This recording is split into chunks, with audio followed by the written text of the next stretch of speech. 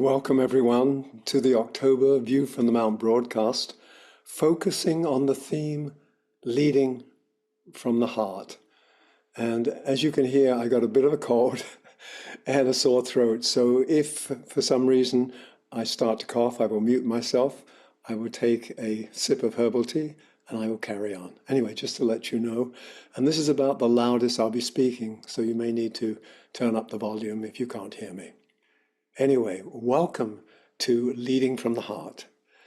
So this month we find ourselves bathed in the energies of the constellation Libra. And we're told that Libra promotes and supports the establishing of right human relationships and the ultimate equilibrium between soul and form. It especially provides a propitious influence on the domain of justice, law, and governance. This is really important because it's something that is urgently needed in these times of imbalance, turmoil, and unrest as we rapidly approach election day here in the USA. So equilibrium is the quality this month. So let us begin by gathering our forces and connecting with each other to weave together a receptive field of communion and community as we inquire the way together.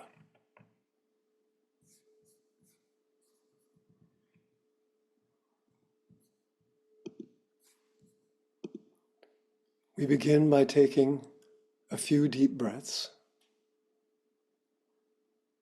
releasing any tension that may be held in the physical body.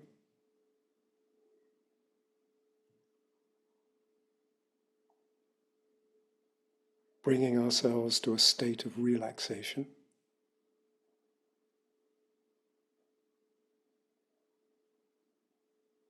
We release any tensions that may be held in the emotional or feeling body.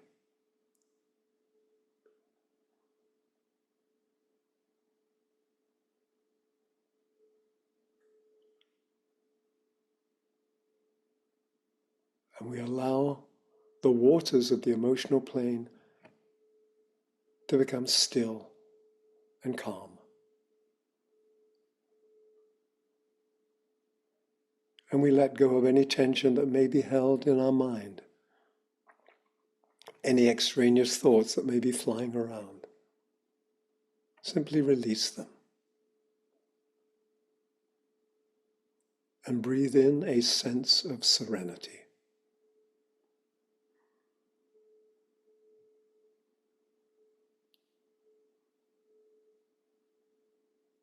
And now we enter the silent space of the heart and sense at its center a flame of love burning brightly. This is the fire of love that lives at the heart of you, the heart of each person, and the love that unifies the diverse expressions of our one humanity.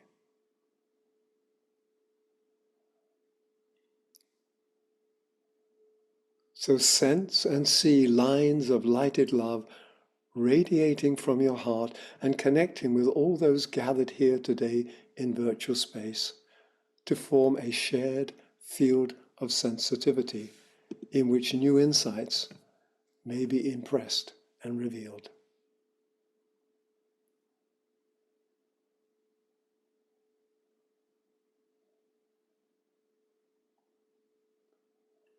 Thank you. As we're well aware, here in the USA, we're fast approaching a general election. So I thought we would start the exploration of leadership through this particular lens and then widen our field of inquiry. So witness from a detached and non-partisan viewing point, in my mind, politics is simply how we choose to live together and govern ourselves. For me, it's as simple as that. How we choose to live together and govern ourselves. However, as we know, when there are wildly differing and fixed beliefs about what this should look like, we often find ourselves locked inside the familiar realm of rancor, polarization, and party politics. And as we gaze around the world and we witness the many elections taking place to choose new leaders of nations, local regions, It appears that there is a powerful tug of war going on everywhere between the ideal of democracy, where we, the people, determine the future by consensus, and a strong tendency towards centralization of power in the hands of the few, which usually ends up as a dictatorship. So the broadcast today is not a political speech. I will name politics, but from a deeper place of how we choose to live together and govern ourselves. So it may be useful to pause and reflect on the true nature of politics and the ethical requirements for anyone wishing to serve more consciously in a leadership role. And during this presentation, I'll be talking about leadership as a function, leaders as the person who performs that function, and I include all of us who are being called to be leaders in our own lives and in the lives of our community. So I'm not necessarily just talking about one person who's in charge. So let's look at the gifts that Libra offers us. Libra is an opportunity to make clear choices and to achieve dynamic balance and equilibrium on all levels. And this is reflected in its spiritual motto: I choose the way that leads between the two great lines of force.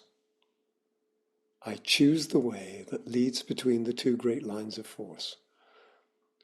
So this statement describes the upper middle way of Buddhism, where we're invited to navigate the Noble Path through a landscape of dualism without being conditioned by any of these opposing forces.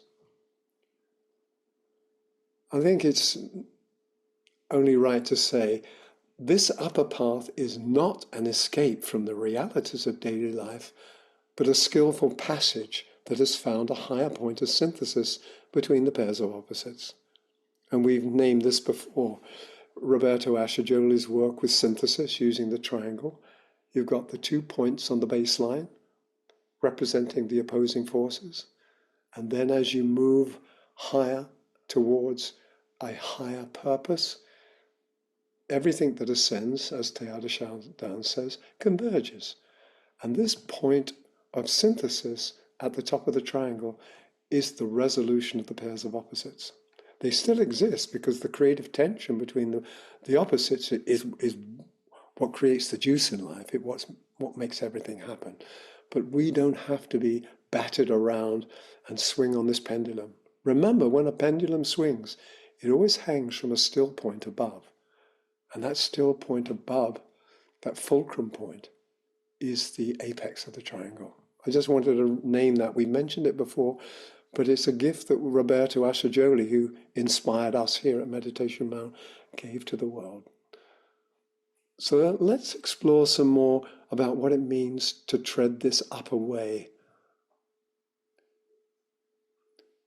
In the spiritual teachings, it says that when you proceed along the upper way with an ever-growing realization of the mysteries of life, the path actually becomes narrower and narrower and narrower, until it becomes the razor's edge path of the initiate.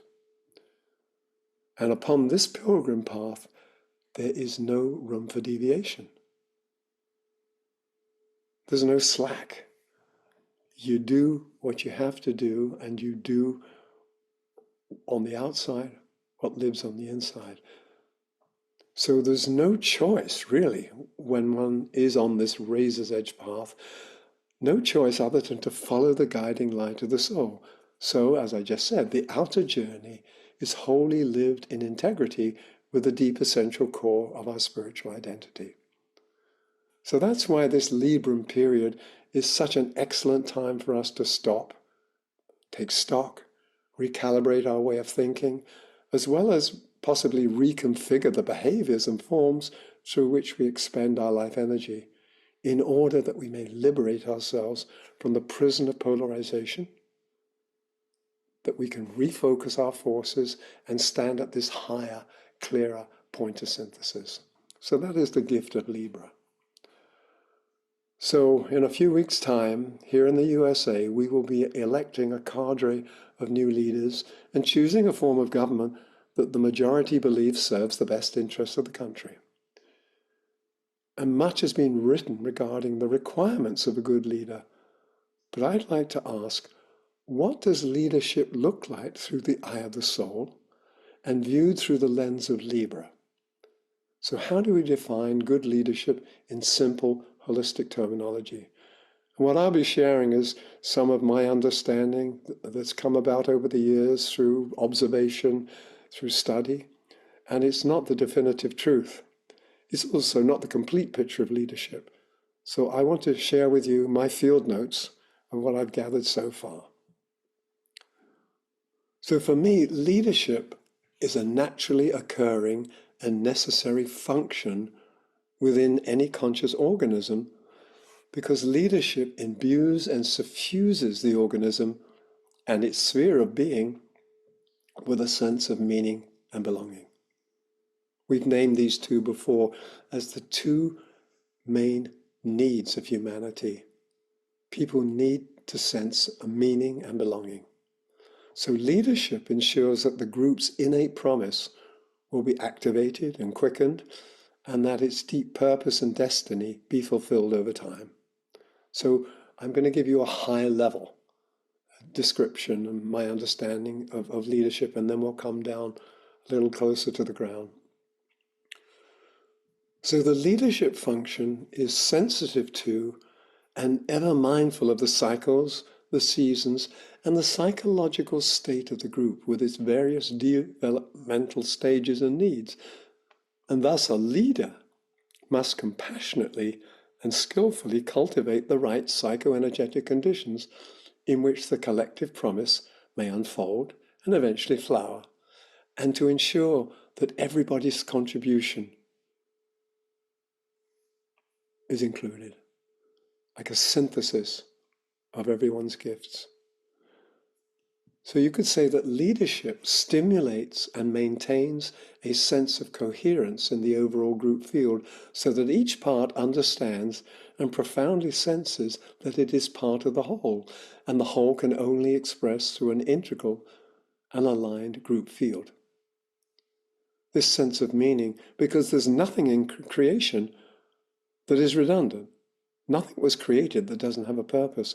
Therefore, each one of us, our nations, our communities, every organism has a function to fulfill.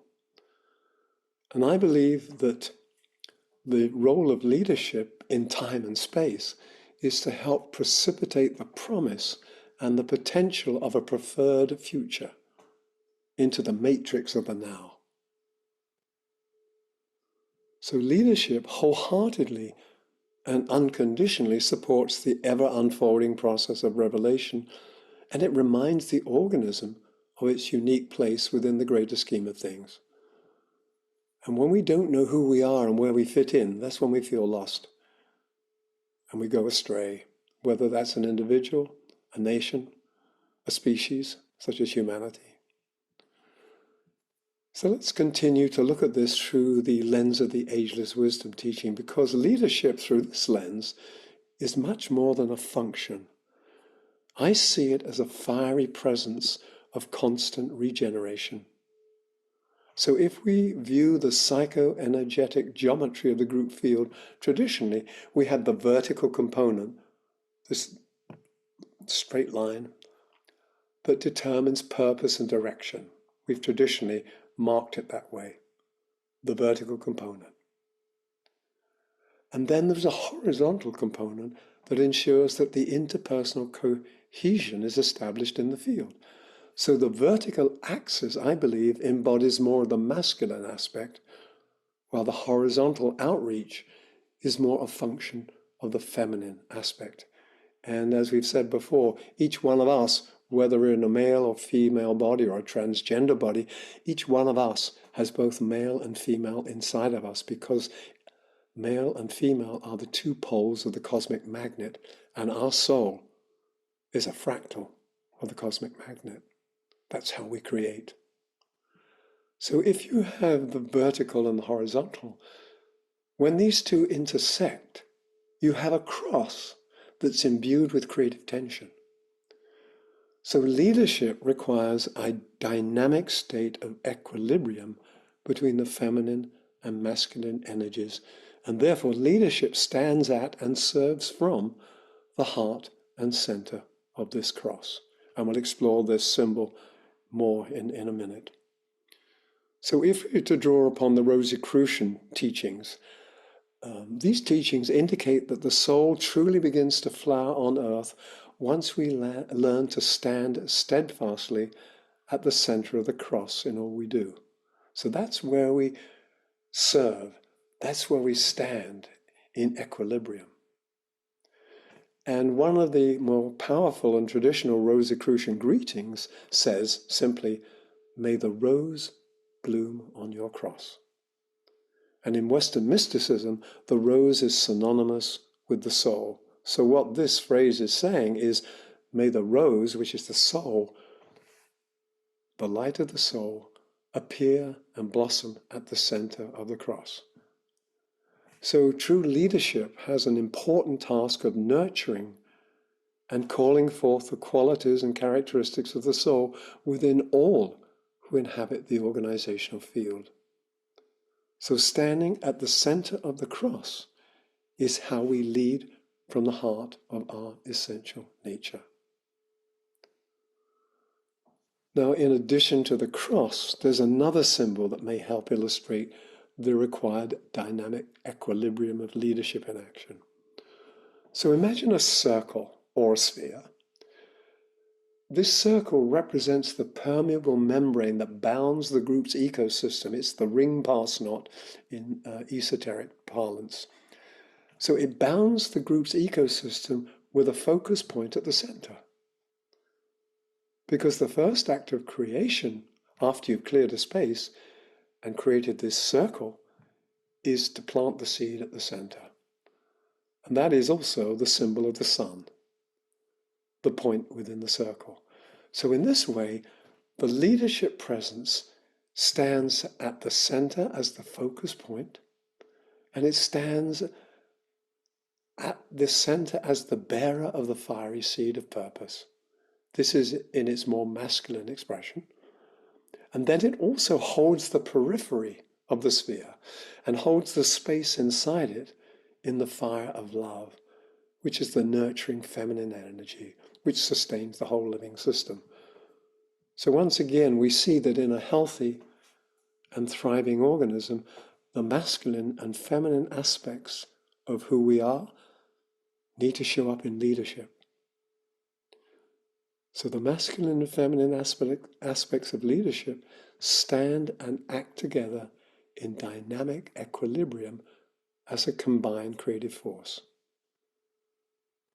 Simply stated, without the fiery seed, nothing new is possible. And without the warm and all-embracing love of the mother, nothing will be quickened, brought to term, and finally flower. So when we combine the cross with the circle, we have both the astrological and astronomical symbol of Earth. And in this symbol is contained the hidden destiny of our planet. It's also the nature of its contribution to the solar family.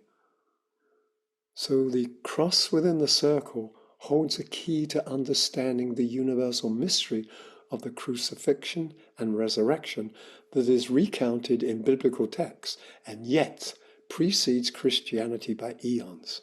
This is an ancient symbol. I'd like to explore this, and let me just say that the immersion of the seed of light inside the darkness of matter is the crucifixion of light when it's placed inside the cross of matter. So in simple terms, the resurrection is the release of this imprisoned light so that it shines as the light of the world. So let me illustrate this with some images created back in 1975 at the Findhorn community in northern Scotland that were part of a 3-month course that I was teaching on the basics of esoteric philosophy.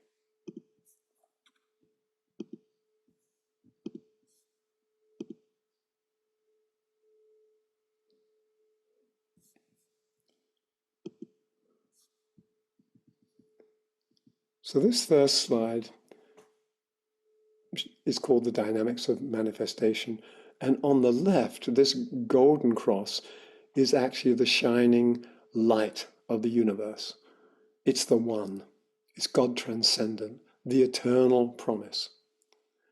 And many of you are familiar with the Bhagavad Gita and this particular phrase, having pervaded the universe with a fragment of myself, yet I remain. So I'm everywhere, I'm omnipresent, I'm omnipotent.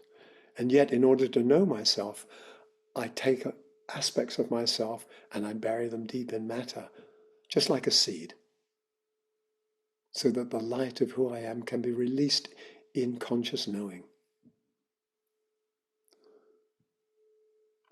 So the cross within the circle is the symbol of earth. It's a very, very powerful symbol because it talks a lot about why we have so much pain and suffering. Because once we're crucified, once we're locked inside of matter and don't know who we are and are wandering around in the dark, these are desperate times.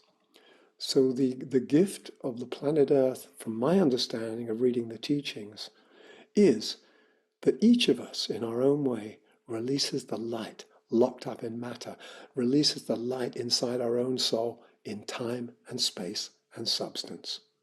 Not in some conceptual ethereal world, but right down here, boots on the ground on the earth. So we're intimately involved in this revelation. And I've divided them up into 3 births. So the first birth is when the divine seed has been placed within the womb of darkness and is nourished and cared for. So when we place the seed into the darkness, the seed forgets its original source. This is the crucifixion. The light is buried in matter. The light of our own soul is buried in the matter of our own personal lives. And the call that we're feeling is the call to liberate the light of our soul, the resurrection of our true identity. So it says here, in the darkness, it is ignorant of itself and knows no separation of consciousness with the Creator. And I've likened this to the Garden of Eden, and I'm not going to go off into that story because that's a whole nother tale to tell. So let's go to birth 2. So birth 2 is when we are definitely cut off from the outer source, from the God transcendent, and we are the God immanent. I-M-M-A-M-E-N-T, immanent. And then we go through this painful process of learning who we are by trying everything that isn't us, the not self. This is the painful bumping into things, and this is why pain and suffering is the pedagogical approach that is used by the being that holds the planet Earth as its classroom. So what you have in birth 2 is that we're thrown back upon ourselves, and we begin this, if you like, this prodigal son and prodigal daughter's journey back to the Father's house, or back to the oneness. And this is what we often experience when we don't sense a deeper meaning in life. We're cut off, and yet there is an urge to express who we are, and we go about it as skillfully as we can. And I know when I look at my own life, there were many years when I was really unskillful at doing this. I'm becoming more skillful. I think all of us are. And then we have birth 3. This is when, and I'm fast forwarding millennia here, this is when the seed planted inside the soil has released its light and is now radiant. It now emits light. And it then can be in communion with its original source, because it can identify as light with the original light. Now, I just wanted to show these images, not to go into some sort of philosophical presentation, but just to highlight this mystery of crucifixion and resurrection. It is not just a Bible story. It is the story of earth and the liberation of light. So let's stop that sharing. That's enough for the images.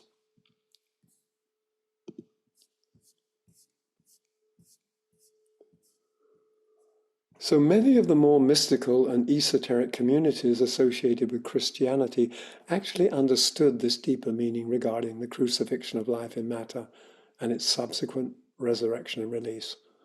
So referring back to the Rosicrucian greeting of "May the rose bloom on your cross," we see it as a powerful invocation, a powerful formula that calls forth the light within matter.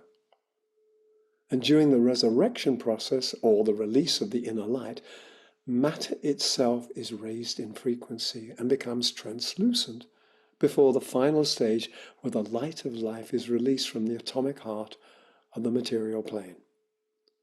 So it isn't just we're liberated and we escape and become this light being. We actually are here to raise earth to heaven and bring heaven to earth. And then those two merge. That's the divine marriage of the masculine and feminine. So if we look back in history and look at the creation of the atomic bomb and the horrific effects it had, we witness the crudest form of the fiery release of material energy. It was created by fission. It was created by splitting the atom. Just splitting the atom, and just this raw energy came out. Now, if we explore the higher correspondence of this energetic emission, we'll see that the true release of atomic energy occurs through fusion, not fission. And fusion is when all the parts of myself and ourselves and our humanity are joined together, and they then create a wholeness. This wholeness becomes a white hole, becomes a portal through which the fire of love can be released. So I believe today that we are seeking to release the fire of love that lives inside the atomic heart of our one humanity as a blessing to the world and a fulfilling of our destiny. This inner fire is the radiant fire of our true nature that warms but does not burn, that unites and does not destroy and separate, and that nourishes and sustains all life now and for all future generations. So I want you just to name the release of light, because we can do it in the crude way, we can do it in the more refined way. And the release of the light of the soul and the role of true leadership in helping to release the light of the soul is the refined aspect of the resurrection of the imprisoned and crucified light. So leadership, I believe, is also charged with another responsibility, namely that of connecting the sphere of the group's ecosystem to the greater sentient system in which it lives and moves and has its being. So no individual or group or nation or system exists alone or exists as a separate entity.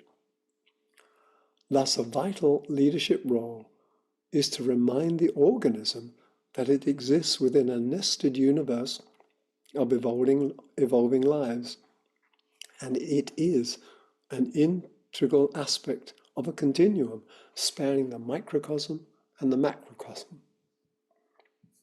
And this is referred to as the great chain of being.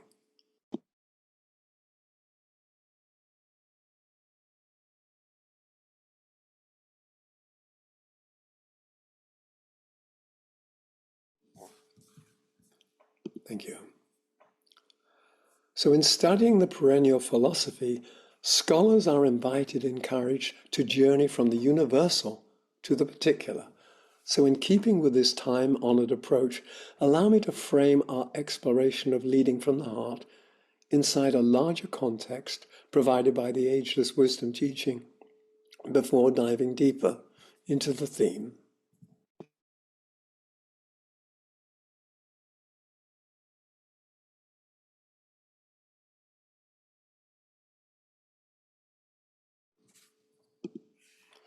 So let's put on a zoom lens and venture out into the cosmos for a broader perspective regarding leadership. And then we'll come back closer to the earth, put our feet on the ground, and see what leadership means in this moment. So here's the broader cosmic perspective. What if we view the story of creation as a grand cosmic strategy employed by the one life to give form and expression to a deep inner urge to be that lives and pulses at the heart of its causeless cause, at the heart of its being? So we might observe and surmise that manifested life throughout the universe shows up as an endless series of nested sentient systems. These are spheres of being contained by even greater states of consciousness. So imagine a sphere. It has to be contained in something greater. And then that greater ecosystem is contained in something even greater. And that's this whole notion of a universe that is nested, a nested universe of lives. And we call this, in spiritual terms, hierarchy. But hierarchy as a word has gotten a bad rap, because most people's experience of hierarchy is being under the control of somebody, having some traumatic experience because we have been disrespected or somebody's misused power. But hierarchy in the spiritual meaning simply means that we are always held by a being who has a greater capacity to be loving, to be wise, and to be powerful. It's a benevolent relationship. So this whole notion of spheres within spheres within spheres is in fact the infinite and unbounded picture of lives within lives within lives described by the Greek philosopher Anaxagoras when he declared everything is contained in everything. So why am I mentioning this? Because I believe that leading from the heart creates the connective tissue within and among these nested spheres that guarantees the life force flows unendingly throughout the great chain of being. So we fulfill our purpose as individuals, as nations, as a species, by being part of something greater, which in turn is part of something greater. And once we understand that leadership is the ability to allow life to flow through this whole great chain of being, we can participate. At the moment, we are locked into an understanding of what leadership looks like through either the corporate world or the political world.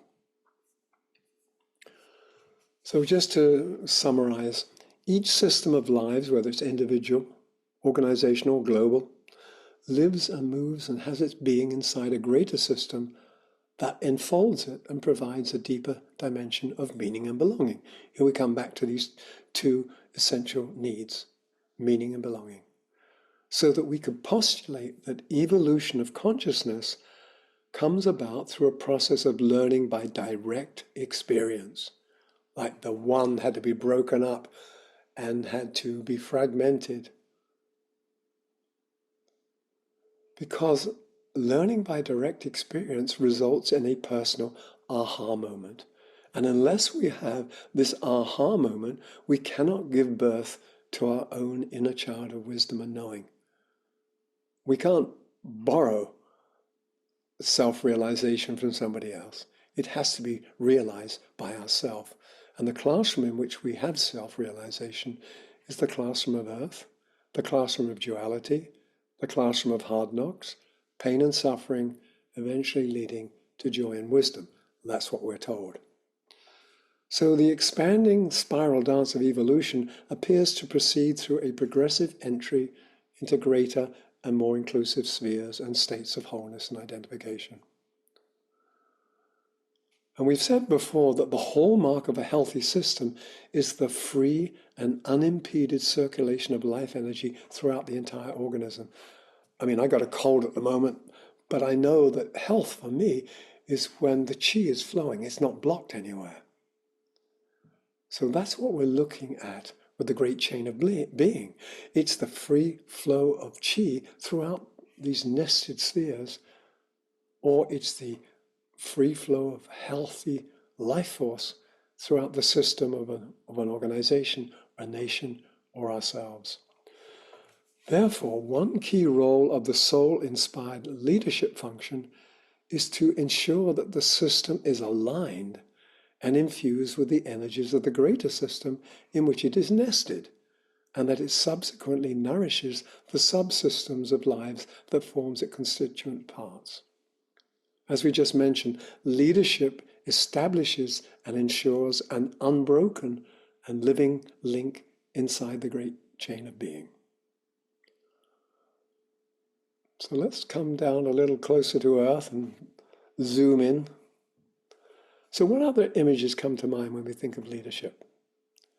I know I've heard a modern leader has been likened to the conductor of an orchestra. This is the person who ensures all the instruments are playing together in right rhythm and harmony, and that everyone in the orchestra is reading from the same musical score. I wish to take this analogy one step further and suggest that instead of simply conducting an orchestra, the leader, in fact, is a conductor of the electricity of spirit. The conductor of the electricity of spirit inside the field of everyday life. So in this way, the leadership role functions as an electrical lead that connects the various elements and links in the systemic chain and allows the group to be charged with the electric fire of higher purpose. So now we're looking at this through a more esoteric lens. So I believe that this really is the deeper dimension of leadership. So when the system is duly charged with this higher intent, it then responds by discharging its responsibilities and plays a necessary and vital part in the well-being of the greater scheme in which it resides. We've just reflected on that. So when you think of a leader, instead of being in charge as the boss of an organization, the leader is now charged with the power and responsibility to initiate and help new possibilities to be born. The leader, as a conduit, helps us conduct ourselves in new and potent ways so that each of us assumes leadership for our own ecosystem of self. I'm the leader of Michael. I've got to show up for Michael in a leadership function. Each of us have to do the same for ourselves. Then we do it for our communities. We do it for our nations. We do it for our one humanity. And then we do it for the planet. So all of this is a stepping stone to taking on shared responsibility for the welfare of the greater whole.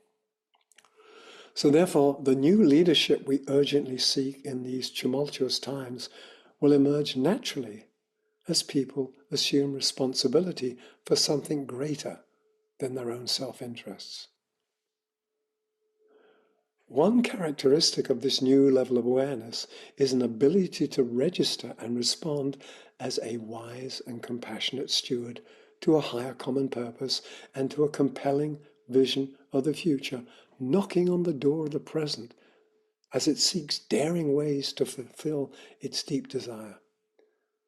So leadership is not about personal charisma. It really is about being magnetic, and the soul is magnetic. And then it goes a step further. Once you're magnetic, you become radiatory.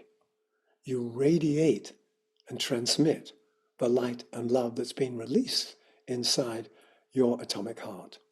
This is the release of the fire of love. So this is one way that leadership in its highest expression can show up as a potent electrical lead or electrical leader in the etheric wiring and circuitry of the sacred ecosystem of our planet. I know this sounds very grandiose and very large scale. For me, it's very real. When I know that I'm part of this living planet, the energy of the planet can flow through me, and I can be of service to the planet in whatever way I'm called to do. So leading from the heart means standing inside a constant and fiery stream of spiritual lightning, so the electrical power of the heavens can flow through our vehicle and reach the planes of earth. We are this lead. That's why it's said that humanity is this bridge between heaven and earth. So the function of leadership grounds the electrical charge of purpose and fiery vision through applied action. And I love this phrase that we used when we were doing quality improvement that we borrowed from the Japanese. Vision without action is a daydream. Action without vision is a nightmare. So true leadership connects the power and potential of the inner realms with the dense fields of earth, so that the future can be precipitated into the present and be made manifest.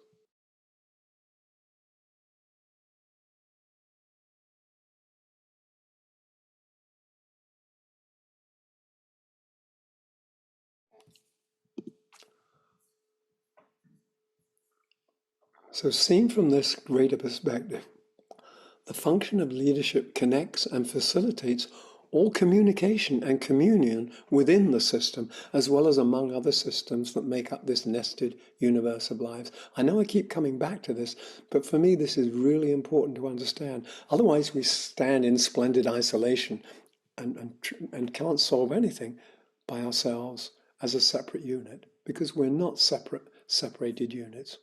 We're the fractals of the one life. So as we explored earlier, leadership requires both the masculine and feminine aspects in our human nature to be working together in a dynamic and balanced relationship in order for life to flow into, around, through, and from an organization, an organism, or a group field. So leadership is how we receive, register, and respond to the call of life. When I'm functioning as a leader in my own life, I'm registering, responding to the call of my soul. It's how we ensure that the psychic conditions are conducive for the emergence and growth of the human spirit, and that nothing of a negative nature is present in the field that could hinder or stymie its expression. That's why the leader safeguards, not protects us from the lessons we need to learn, but helps us create a conducive environment that is clean, nourishing, supportive.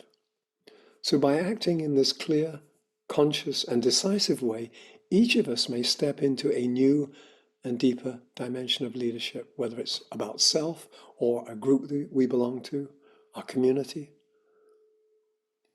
So at the present moment, our human species is largely disconnected and unable to be fully engaged in the ecosystem of Earth as a functioning link in the great chain of being. Unfortunately, through a self-centered approach to life, we have cut ourselves off and have become the missing link in the global wiring, and it's not allowing the planetary chi to freely flow and circulate its lifeblood through the entirety of this ecosystem. It's a multi-dimensional ecosystem. I'm not just talking about the soil and the animals and the trees and the oceans. I'm talking about the more refined levels of this ecosystem. So let's begin to wrap up our exploration. So during this period of unprecedented turbulence in human affairs, we are urgently called to wake up, to shape up, and to show up in order to function as co-creative agents of life, the vital and integral connective tissue that links us with a greater life and forms a coherent stream of loving purpose that extends and flows from the heart of the cosmos into the daily life of our planet and into the daily life of each one of us. And it's the heart that allows us to be connected with all things. So may we show up in the world as the soul-inspired leaders and exemplars of loving kindness so needed in these critical times through all that we think, say, and do. I know in many people's minds there may appear to be a large and unbridgeable gap existing between the tenets of the perennial philosophy, the ageless wisdom teaching, and the world of politics. And yet, in the end, it's all about how we choose, how each of us exercises our God-given right of the freedom of choice. Nothing happens unless we will it to happen. So in holding the present and future generations in mind, I believe we have an ethical duty and civic responsibility to rise above any polarizing beliefs and willingly choose to work together across any differences to build a society that works for all. Here at Meditation Mount, we firmly believe that this preferred future requires a solid ethical and soul-infused foundation upon which to be anchored. So in addition to all that I've been saying about the requirements of good leadership, here at Meditation Mount, we're proposing that we add some things to that, these requirements. We're proposing that the 3 universal principles be incorporated to ensure that whatever form of governance, whatever choice of leader is determined to be the best way forward, it is in alignment with a deeper dimension of our better angels. So these universal principles are the principles of essential divinity, affirming the sacredness of all creation. That goes back to the original quote from the Bhagavad Gita, having pervaded the universe with a fragment of myself, yet I remain. So essential divinity is affirming that the fragment within you and me is the same as the macrocosmic. The principle of goodwill, love in action, acknowledging the inherent goodness of the soul of humanity as a font of love. And then the third principle, unanimity, which is the scientific reality of interdependency and complete coherence of life. It dispels the whole illusion of separation. Unanimity, one soul. So these founding principles are anchored in the pragmatism of daily life through the 3 pathways, also known as the laws. These are the pathways of spiritual approach, which is the upward path of striving to our highest potential. Right human relations, which is the natural urge of the soul to connect and commune lovingly and respectfully with all life. And thirdly, group endeavor, the honoring of our interdependency through concerted and wholehearted efforts in support of the common good. So we believe at Meditation Mount that leadership in the future will naturally embrace these principles and pathways in order to create a more wholesome milieu in which the individual soul, together with the soul of a nation, may flourish and thrive. So, as I just said, you and I are being urgently called upon to wake up and to show up in our communities as a force for good. A force for good is the hallmark of a true leader acting from the heart. And it may be useful for those of us who are citizens of the United States to keep this in heart and mind in the coming weeks as we evaluate and vote to lift us from a dark dystopian scenario to a more utopian vision of a society where caring and sharing are the key characteristics. So as we come to the close of our exploration today, let each of us hold a clear intent to be carriers of fiery hope and to be leading agents of regeneration, true leaders. May our earnest desire and prayer be to create a more perfect union, not just with each other, but with all the realms of life and with all the spheres of the one life. And we do this by living and leading from the heart, standing in the sweet spot of our sovereign self at the center of the cross. So let's take a few minutes in the silence of the group heart to digest, to assimilate all that we have received, and to give thanks for everything we've been touched by today.